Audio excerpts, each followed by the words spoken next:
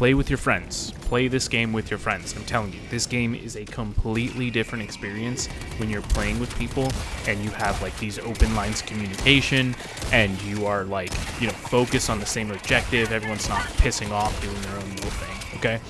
I know, okay, not everyone has friends that can play, or maybe your schedules don't link up. Here's the thing, even better, drop into a lobby, turn on your mic, say hi. People are nice. If they're not nice, you can kick them. It doesn't matter. But the fact, you even get that cool, like, Helldiver voice, like, it sounds like you're talking through your helmet when you're playing, like, live in-game.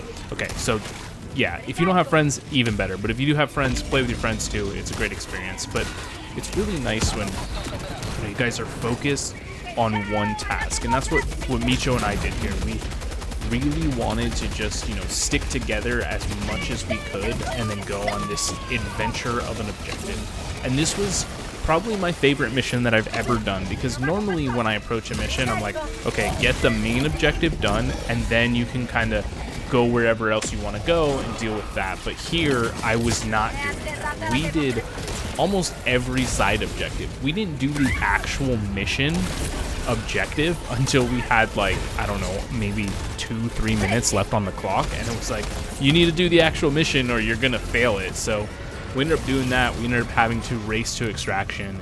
It was a really fun time.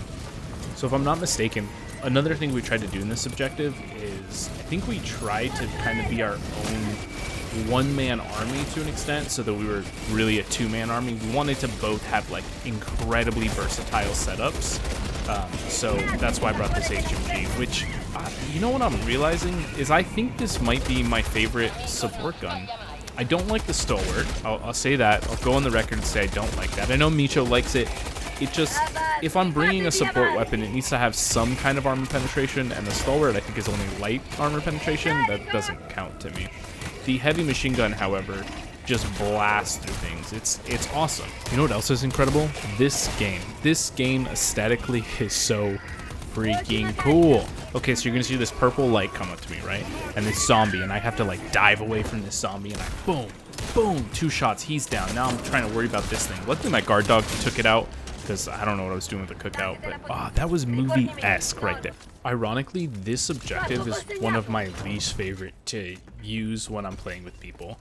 And I say ironically because like it's the one team objective that exists in the game, and it's like the worst one because you share the stratagem when it comes out, but you don't know the order. So unless you like memorize it or somebody tells you what the order is, you're kind of just doing random things, and nothing is more annoying than like you need an explosive and you drop it and you got smoke. Congratulations. That's not necessarily a fault of the objective, that's a fault of people and not communicating, because I have had games where like I drop in with randoms and they're like, okay, the order is boom, boom, boom, boom, boom, right? And sometimes they type it in chat, which, dude, that's wild. If you're on PlayStation, that's wild. Like on PC, you can probably type that fast.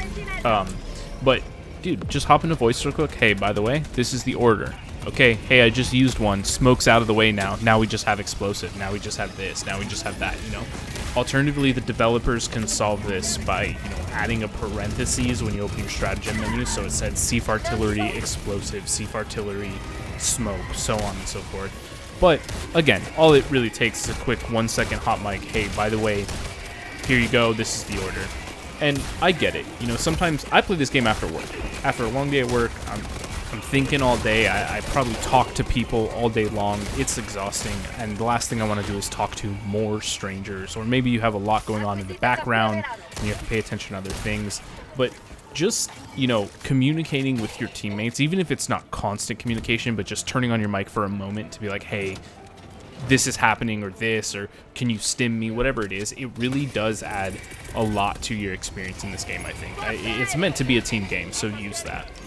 But let me give a big shout out to the best teammate anybody could ever ask for. And no, Micho, it's not you. Sorry, bud. It is the new Sief Artillery on the Illuminate front. I think it's only on the Illuminate front. It would work on bots. I don't know how to work on bugs. But it's the one I cut the clip because it's boring, where you know, type a bunch of buttons and then you watch this thing come out of the ground and it's ready to launch rockets or whatever. And that thing is incredible. Because what that does is we're about to get called out by this scout right here, right? And normally, that's not great. I don't have a way to deal with ships on this loadout. and we're already kind of in the mix of things, but it doesn't matter. I just have to focus on the ground troops right now, and when these ships come, you're just going to kind of see off in the background. They're just going to start falling to the ground and crumbling, and it makes me feel like, damn, not only am I super powerful Helldiver, but I am backed by a super powerful army, and that's such a cool feeling. I think it's the only thing in this game that gives me the feeling that like Super Earth is a huge force. I mean, okay, I guess the stratagems kind of have the same effect, but it doesn't feel the same because I'm not watching piles of ships crumble. You know, like we don't have any real anti-aircraft equipment to make the Helldivers feel like that, or anti-aircraft stratagems. So the fact that this sea thing can come down is actually really cool. I'm curious to know what the limits are, and I'm sure somebody has an answer. So if you do, please tell me. I'm interested. Does it have a certain number of rounds, or is it like a radius around it where it can only go so far to shoot down ships? Because if it goes across the whole map, that's pretty wild. Because sometimes there's like 2 or 3 of them on the map, and when there are, it's like, yeah, I feel like I've never seen a drop ship again. Once I activate them, it's like, cool, I'm just doing everything else. This is easy mode now. Which, I mean, some people don't like that, but I think it's important when we don't have anti-aircraft equipment. But this would be like a completely different story right now. If there were 4 or 5 dropships that just fell on us, this would not just be a couple zombies that we're clearing out and a couple overseers. This would be an overrun area where, quite frankly, we were not all that equipped to handle in this situation. So Steve is the best teammate anybody can ask for, without question. So you'll probably notice in almost every single clip that I've had here, Micho's just around the corner. He's right next to me. He's always like in the area. And I think what that adds to this game is an aspect of protect the president. You know, you're protecting your teammates, and it adds a little bit more tension. Instead of just like running off on yourself and you're worried about yourself, it really is another, like, I guess it's like the cherry on top of the game where you have this tension of trying to protect your teammates. And this is a prime example. So I see that thing off in the distance. Micho had no way of dealing with shields, so I had to pop its shield for him, and then he was going to go deal with the actual thing and try to shoot down the actual thing. But I realized I was too far away, and I was, you know, I was being a bad teammate. I was too far away. He was in trouble. It was just one thing. But if you look, he would have been surrounded by this herd that's approaching me now. And luckily, I don't have to worry about the harvester because, again, teammate's close by. Teammate has the harvester. I just need to keep these little things off of him that are peering through this smoke. I love when things come through the smoke like that, or the gloom, and it's like this horror-esque aspect to the game. It's so cool. But if I had been pissing off and doing my own thing, Micho would have been surrounded and overwhelmed here. And instead, we're taking on this Illuminate army as like a unified force. And I think that's how the game should be. It's a team game. I understand if you want to play solo, and a lot of people prefer to just kind of do their own thing, and that's cool too.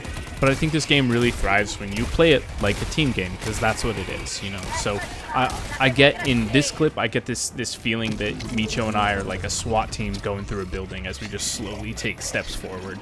But anyways, my friend, I'm going to send you off with a pretty cool action-packed clip where Micho and I fight for our lives a little bit. But before I send you, a like would be very appreciated. Comment down below, let me know if you like playing with people. I'm genuinely curious if people like playing with randoms or their friends. And if you play with randoms, do you hot mic it or do you not? What's your experience with that? I'm really curious to know everyone's experience, and I think from now on I'm going to start playing with randoms a bit more because it is a fun time.